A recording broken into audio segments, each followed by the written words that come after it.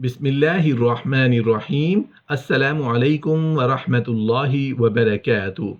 सूरा फातिहा की ऐसी फजीलतें जो कम ही लोग जानते हैं। सूरा फातिहा पढ़ने की बरकतें। सूरा फातिहा कुरान करीम की सबसे पहली सूरत है जिसकी अहादीस में बड़ी फजीलत आई है। सूरा फातिहा के मानी आगाज़ व इब्तदा के हैं, इसलिए उसे अल फातिहा यानी फातिहतुल किताब कहा जाता है। उसके और भी मुतअद्दिद नाम अहादीस से साबित हैं। मसलन उम्मुल कुरान, सबअ मसानी जो नमाज में बार बार पढ़ी जाती है, कुरान अज़ीम, सूरतुल हम्द, सूरतुल शुक्र, सूरतुल दुआ, सूरा शाफी। इस सूरत के नामों की कसरत से उसकी फजीलत और अजमत पर दलालत करती है। सूरा फातिहा सारे कुरान मजीद का निचोड़ है। सूरा फातिहा जैसी फजीलत रखने वाली सूरत उम्मत मुहम्मदिया सल्लल्लाहु अलैहि वसल्लम से पहले किसी उम्मत को नहीं दी गई। सूरा फातिहा का दूसरा नाम कुरान अज़ीम भी है। अल्लाह ताला की नाजिल करदा किताबों में सबसे अजीम और महबूब किताब कुरान करीम है।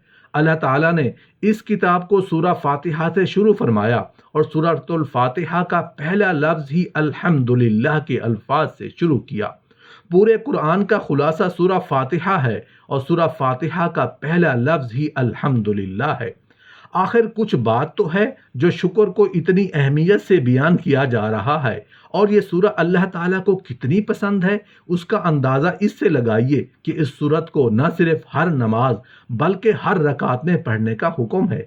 उसकी वजह ये भी है कि इसमें खुदा की हम्दो तारीफ़ है। वो खुदा ताला को अपनी तारीफ़ बहुत पसंद है। अल्लाह ताला का शुक्र ऐसी दौलत है जिससे बेशुमार राहतें और नेमतें हासिल होती हैं, और जब इंसान हर वक्त अल्लाह का शुक्र अदा करेगा तो जज्बा सब्र भी पैदा होगा और तकलीफ पर शिकवा शिकायत नहीं करेगा, गुनाह करते हुए शर्माएगा। सुबह से शाम तक जिसका शुक्र करता रहा हो उसकी नाफरमानी कैसे करूं। चुनाचे ये भी उस अमल की बरकत है कि शुक्र गुजारी आदमी से गुनाह बहुत कम जर्जद होते हैं। हसद, हिर्स, हवस और असराफ, बुखल वगैरह के मोहलिक अमराज से निजात रहती है। शुक्र का एक और अजीम फ़ायदा ये होता है कि इंसान तकब्बुर से महफूज रहता है, क्योंकि जितनी भी नेमतें उसको हासिल हो जाती हैं उनको वो अपना कमाल नहीं समझता बल्कि अल्लाह ताला ही का इनाम समझता है और उसका इकरार करता रहता है। तो जब अपने कमाल पर नज़र न रही बल्कि अल्लाह ताला ही की तरफ से उनकी निस्बत करता रहता है तो फिर अकड़ना और इतराना किस बात पर होगा। तकब्बुर इतना खौफनाक गुनाह कबीरा है कि नबी करीम सल्लल्लाहु अलैहि वसल्लम का इरशाद है, वो शख्स जन्नत में दाखिल नहीं होगा जिसके दिल में ज़र्रा बराबर भी तकब्बुर होगा। सूरा फातिहा हर नमाज की हर रकात में पढ़ना वाजिब है। नबी करीम सल्लल्लाहु अलैहि वसल्लम का इरशाद है, उस शख्स की नमाज नहीं होती जिसने सूरा फातिहा नहीं पढ़ी। इस हदीस से साफ मालूम होता है कि नमाज में इसका पढ़ना बहुत ज़रूरी है। हज़रत अबू हुरैरा रज़ियल्लाहु अन्हु कहते हैं कि मैंने रसूलुल्लाह सल्लल्लाहु अलैहि वसल्लम को फरमाते हुए सुना है, अल्लाह ताला फरमाते हैं, मैंने नमाज को अपने और बंदे के दरमियान तकसीम कर दिया है, जिसका निस्फ हिस्सा अल्लाह ताला की हम्दो सना और उसकी रहमत व रबूबियत और अदल व बादशाहत के बयान में है, और निस्फ हिस्से में दुआ व मनाजात हैं जो बंदा अल्लाह की बारगाह में करता है। लिहाजा मेरा बंदा जो सवाल करेगा उसे मिलेगा।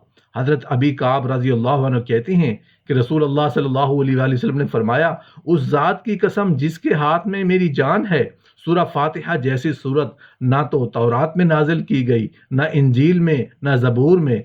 ये 7 आयतें हैं जो बार बार पढ़ी जाती हैं, और यही कुरान अज़ीम है जो हमें दिया गया है। सूरा फातिहा पढ़कर अल्लाह ताला से जो कुछ मांगोगे सो पाओगे। सूरा फातिहा तमाम जिस्मानी अवारिज के लिए शिफा है। उसमें जादू, जुनून, मिर्गी और साया जैसी बीमारियों से शिफा है। हज़रत खारिजा बिन सलत रज़ियल्लाहु अन्हु अपने चचा से रिवायत करते हैं कि दौरान सफ़र वो एक कौम के पास से गुजरे तो वो लोग उनके पास आए और कहा, तुम उस आदमी यानी हज़रत मोहम्मद सल्लल्लाहु अलैहि वसल्लम के पास से खैर व बरकत लेकर आए हो, लिहाजा हमारे आदमी को दम करो। फिर वो एक आदमी को लाए जो दीवाना था और उसको रस्सियों में जकड़ा हुआ था। सहाबी ने 3 दिन सुबह शाम सूरा फातिहा पढ़कर उसे दम किया। सहाबी जब सूरा फातिहा पढ़ लेते तो मामूली सी थूक मुंह में जमा करके उस पर फूंक दिया मार देते। 3 दिन के बाद वो आदमी हशाश बशाश हो गया, जैसे कैद से आज़ाद हो गया हो।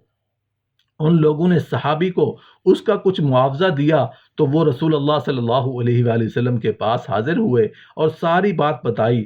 رسول اللہ صلی اللہ علیہ وآلہ وسلم نے ارشاد فرمایا، کھا لو، میری عمر جس کے ہاتھ میں ہے اس ذات کی قسم، بعض لوگ جھوٹے دم کر کے معاوضہ لیتے ہیں، تم نے تو سچا دم کر کے معاوضہ لیا ہے۔